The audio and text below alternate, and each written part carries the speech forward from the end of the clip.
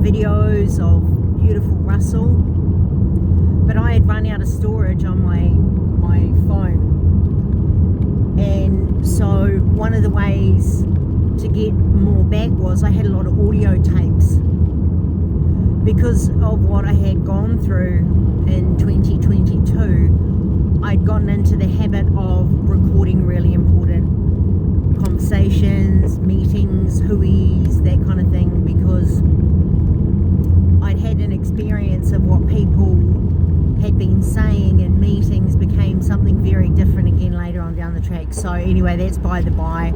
I'll get into that another time. But some of the recordings that I came across in my efforts to free up space on my phone were recordings of conversations that I had with my father.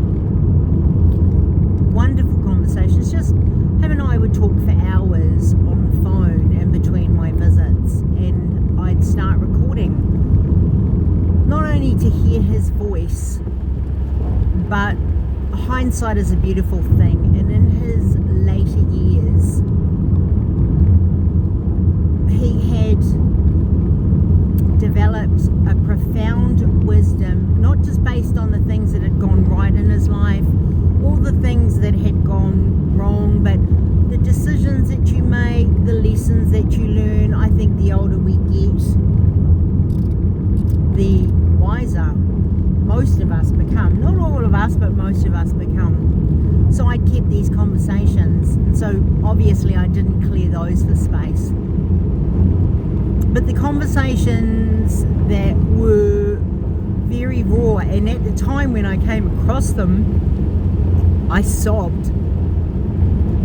And I started writing, because I have been journaling and writing a lot of what's gone on for me in the last few years. And there is profound chapters to do with my father. But this what I talk about now will be the passing of my dad in hospital. These conversations that I had recorded were conversations with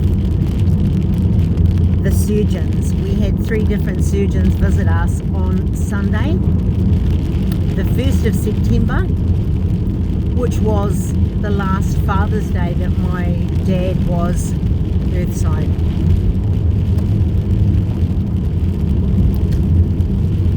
So this is how my father had passed. I went to see my dad on my way to the airport. I was going to Wellington for 5 or 6 days with my partner. We were going on holiday. And because we'd had some power cuts in Raglan, Dad really wanted to buy me a gas cooker. So at least if we'd had another power cut, I could put the jug on and make something to eat. And he wanted to buy me a double one. And so he wanted me to call in the day I was going to the airport, really early, I had plenty of time, and take him to Bunnings. And I said to him, I got there and I said, I don't want to take you to Bunnings, Dad, because I knew how frail he was. He was struggling to walk any kind of distance, to the point where he couldn't go to the grocery, he couldn't go to a supermarket anymore. It was too much of a distance. He'd just pop down to the local dairy. He'd get me to take him to the dairy, and he'd just get the very basics then. So when I got to his house, I said, no, Dad, we're not going to Bunnings. I think it's a bit too much for you, but I promise you we can get it online. You can transfer me the money and I'll buy it online, I promise you. So we had a look online. He showed me the one he wanted to buy, and he transferred the money. Even though I didn't want him to purchase it, he wanted to buy that for me. So he transferred the money, and then I just spent time talking to him. Gave him a big hug. Told him I loved him. And that was the last time that I spoke to him in person. Massive hug, big hug. And then I went to Wellington, and I came home,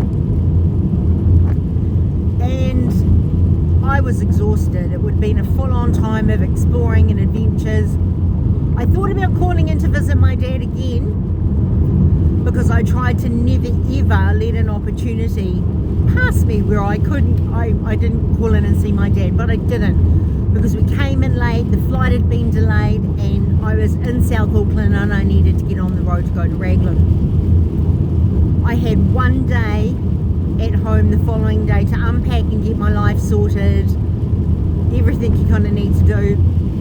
And then the following day was Friday and it was Daffodil Day, and I'm the Daffodil Day coordinator for Raglan. So that's coordinating all, setting up the stores, coordinating your volunteers, and I also carry the basket in between and catch all the people that are in the parks or outside in cafes. And so that's what I had planned. And so on the Friday morning, so I got home late Wednesday night, the next day was unpacking and washing, and then very early the next day, 7 a.m, I'm out doing my thing to support Daffodil Day as the coordinator.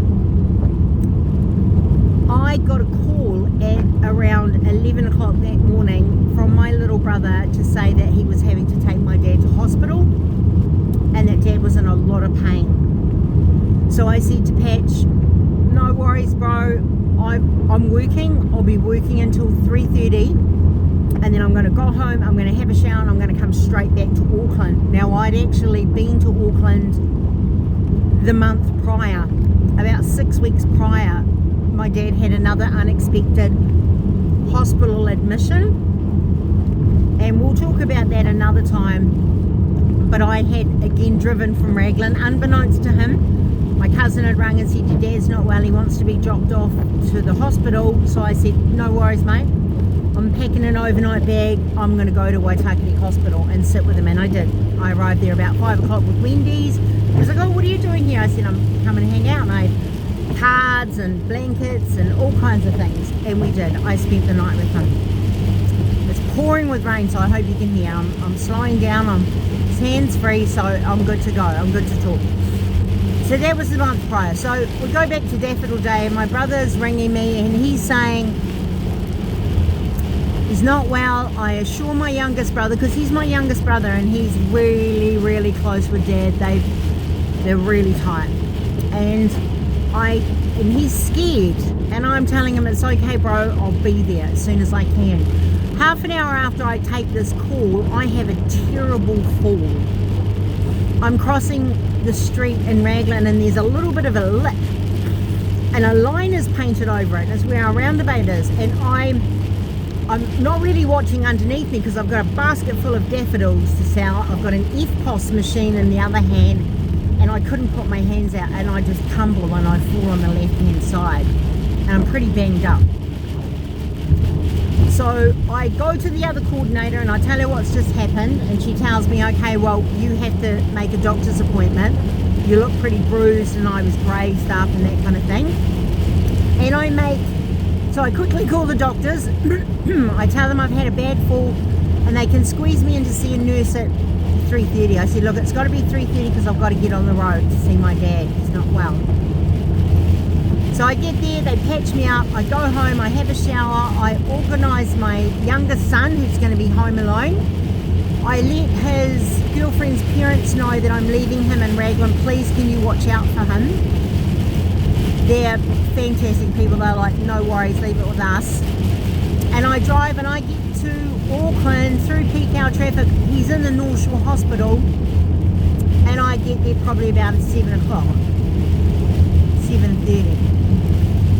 But before I leave Raglan, I've had a shower, I'm packing my bag, and I ring my father, and it's about 4:30 in the afternoon, and this is the last time I talked to him on the telephone. So I've had my last earthside farewell in person, not realising, and then I'm having my last conversation with my dad on the phone, and I say, Dad, I'm coming on my way. No, he's coughing, he's blowing. No, I'm fine, I'm okay, honey. Never wants anyone to go out of their way for him. I say, no Dad, I'm coming, there's nothing you can say. He goes, all right darling, I better go, the nurses come in. But he doesn't realise he's not hung up.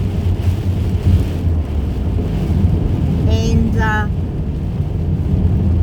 he's still on the phone. And I can hear this almighty like choking and like a gagging sound. And the nurse sounds like she's mildly panicked, and she's saying, Mr. Fruin, Mr. Fruin. you're vomiting blood. Mr. Fruin, you vomited blood. What I didn't realize at the time was not only had my dad, he'd been passing blood and he'd been vomiting blood. He'd had an ulcer that they didn't pick up, and it was a very large ulcer, and it had been giving him so much pain that when he called my little brother to take him to the hospital, which straight away alerted my little brother that there was something dreadfully wrong. When I say my little brother, he was in his 40s, but he just happens to be our youngest. And so that's how my brother knew that something was really wrong. So for Dad to ask to be taken to the hospital, it's pretty bad. And he was saying to Patch, I can't do this anymore. I want to go to my mum and dad and to my sister. I can't take this pain anymore. And my dad was a big man. He was a strong man. And he endured and carried so much that for him to admit that at 17, my brother knew it was pretty bad. So I'm on the phone and I'm listening to this nurse with huge amounts of concern in her voice, and I'm going, Dad, can you hear me, Dad? But he can't hear me. And the nurse is saying, Mr. Fruin, we have to take off your shirt. It's covered in blood. We need to get gowns on you. I hang up, I kiss my son, I fly out the door, and I get on the road. By the time I get to the North Shore Hospital, they have tried to give my father an endoscopy to see where the bleeding is coming from. But my father's heart stops and it's not beating for a few minutes. They pull out the tube, they realise it's a massive ulcer, and I understand the pain of ulcers. I had several and I had to have surgery for them. So he goes into surgery for them to, no, I beg your pardon, they do the endoscopy, then they take him into surgery and his heart stops in the surgery. They've done as much as they can for him. They make him comfortable, put him in an induced coma, and they take him to the ICU, which is the intensive care unit. And so when I get there, the surgeon wants to have a conversation, a little meeting with my brother and I. We're the only ones at the hospital. I might just stop this and carry on shortly. It's getting a little bit heavy. I need to concentrate. I'll be back.